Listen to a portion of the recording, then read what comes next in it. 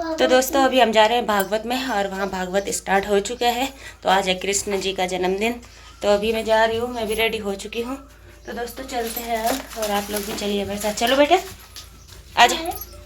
तो दोस्तों चलते हैं और आप लोगों को मैं मिलती हूँ वहीं जाके, ठीक है। तो दोस्तों पहुँच गए हम भागवत में और अभी भागवत स्टार्ट होने ही वाला है।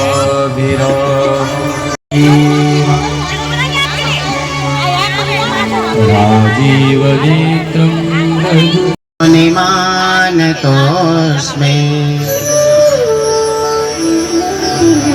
निगमकल्पतरोर्गलितं फलम् सुखमुखादमृतद्रवसंयुतम् पिबत भागवतं रसमालयम्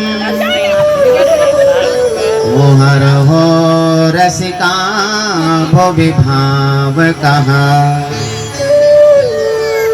योऽन्तः प्रविश्य सञ्जीवयत्यखिलशक्तिधरा स्वधाम्ना। धुंधकारी भयंकर प्रेत बन जाता है। तब गोकर्ण महाराज ने इसके लिए श्रीमद् भागवत गाई। तड़प रहा था, भूखा प्यासा। सूत जी महाराज से शौनक आदि प्रश्न करते हैं कि मनुष्य के लिए सबसे बड़ा धर्म क्या है।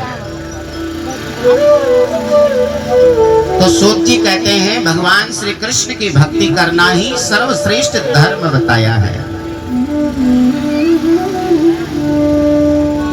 तो भगवान कृष्ण की भक्ति भाव से श्रद्धा से करना चाहिए।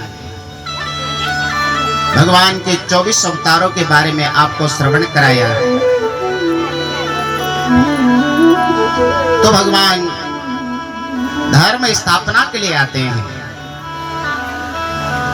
धर्म संस्थापनार्थाय संभवामि युगे युगे।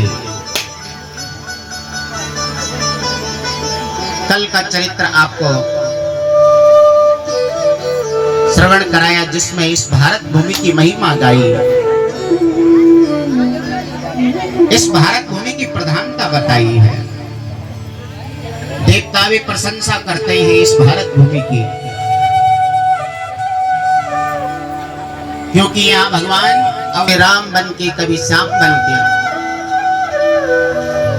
इस भारत भूमि की प्रधानता इसलिए है, यहाँ गंगा जमुना सरस्वती त्रिवेणी संगम बहती है। गंग सकल मुद मंगल मूला। नरकों का वर्णन बताया। 28 प्रकार के नरक हैं। पुण्य का फल स्वर्ग है, पाप का फल नरक बताया गया है। तो अजामिल का चरित्र श्रवण कराया। अजामिल कुसंग में पड़ गया, लेकिन एक समय जब कुछ ऋषि कान्यकुब्ज से अयोध्या की ओर जाने लगे, तो यहाँ पे इसी के घर में ठहर गए।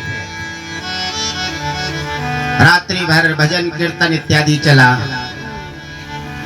और जब जाने लगे तो कहने लगे कि तुम अपने पुत्र का नाम नारायण रख लेना। तो इसने बात मान ली, पुत्र का नाम नारायण रखा, और पुत्र के ब्याज से ही अजामिल तर जाता है। चलते फिरते सोते गाते नारायण मुख में आता है। बच्चे का नाम अगर अच्छा रखा है,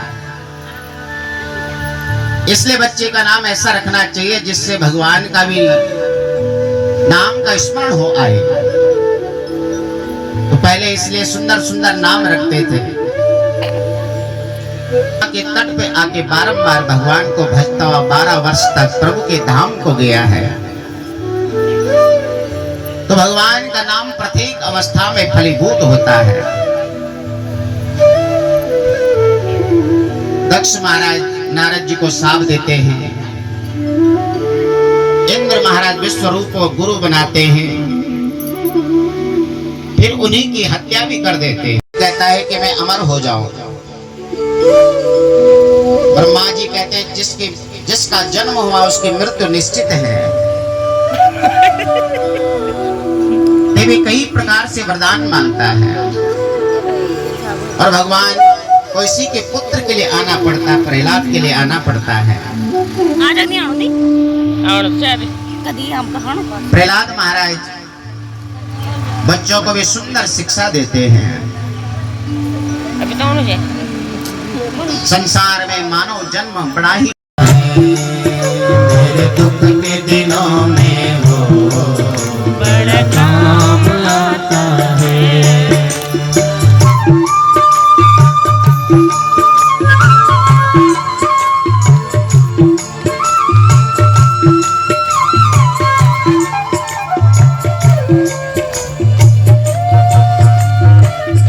बहुत सुंदर भाव, गजेंद्र भाव से भगवान को पुकार रहा है।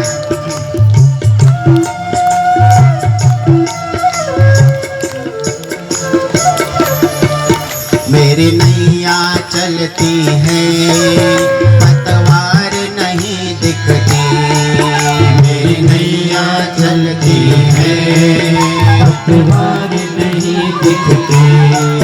किसी और की अब मुझको दरकार नहीं होती, किसी और की अब मुझको दरकार नहीं होती। दरकार पड़े जब भी, दरकार पड़े जब भी वो दौड़ा आता है।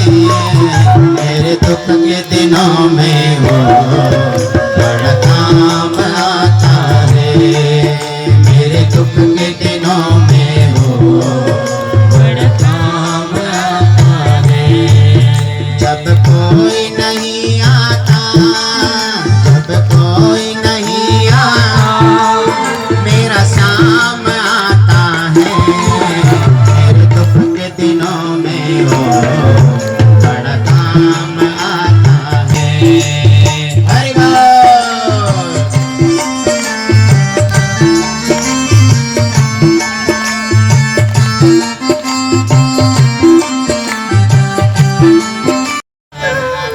अब इस प्रकार से यहाँ मंथन प्रारंभ होने लगा है और जैसे मंथन प्रारंभ हुआ तो यहाँ से हलाहल विष निकलने लगा। महाराज सारे के सारे राक्षस एक दूसरे को कोसने लगे हैं। सर्वप्रथम विष निकला वाला बलि कहने लगा, हे प्रभु ये बताओ जिसे आपने नापा है उसका मालिक कौन था? भगवान कहते तू ही था। तो मालिक होने के नाते मैं बड़ा हूं या नहीं? हाँ बिल्कुल। तो तीसरा पांव मेरे सर पर रख दीजिए। जैसे बलि महाराज ने अपने आप को भगवान को समर्पण किया, पुष्पों की बरसात होने लगी और इनके पितामह प्रहलाद महाराज प्रकट हो गए। धन्य धन्य कहने लगे कि आज तुमने हमारे जीवन को धन्य बना दिया, कुल को पवित्र कर दिया, अपने आप को भगवान को सौंप दिया। इस प्रकार से बलि महाराज की सब जय जयकार करने लगे और यहाँ पर हे प्रभु आप गुप्त रूप से हम दैत्यों के गुरु हैं, समय समय पर लीला करते हैं, पालन करते हैं। अगर किसी को अहंकार आ जाता तो आप लीला करके उसका कल्याण कर देते हैं। आप सबके माता पिता हैं।